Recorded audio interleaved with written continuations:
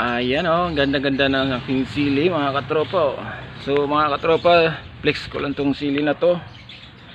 Sa mga may idea kung anong klaseng sili to, paki-comment na lang po mga katropa. So kahapon ko lang tong na-transfer dito. Dati nakatanim to sa 10 liters na mineral water. So ilipat ko siya, buhay na siya. Buhay na naman siya. Ayan. Parang medyo may nalabas na ng bunga ata.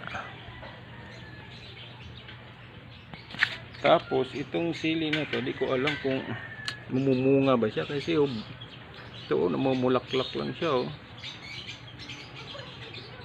Medyo matagal-tagal na rin. Dito meron na tong mga bungang nalabas pero hindi naman tumuloy. Meron bang babaeng sili? Yung namumulaklak lang. At saka meron tayong matatabang kamatis dyan, na sumasabay yan.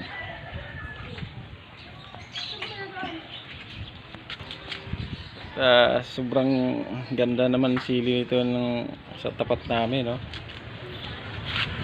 grabe, daming bunga, siling labuyo mga katropa. May hinog na. Dito lang din siya nakatanim sa yung mineral na malaking, yung bilog na mineral. Ito kasi mga katropa, di pala nabibenta to, hindi siya pinikalakal. Kaya tinatapon lang siya sa mga dun sa nagre-refill nagpapa-refill ng mga tubig. So yung sa akin hiningi ko lang din yan. Yan, meron na isang hinog na. Ganda. Ito pala yung sili labuyo. Yung dahon niya pahaba. Yung akin kasi malaki ang dahon . So yan mga katropa, ito balikan natin ito. Yung sili na sobrang kapal ng dahon, sobrang laki kasing laki ng palad ko. Hindi ko alam kasi tumubo lang to, hindi ko alam kung anong klaseng sili to. Ayan. So thanks for watching mga katropa.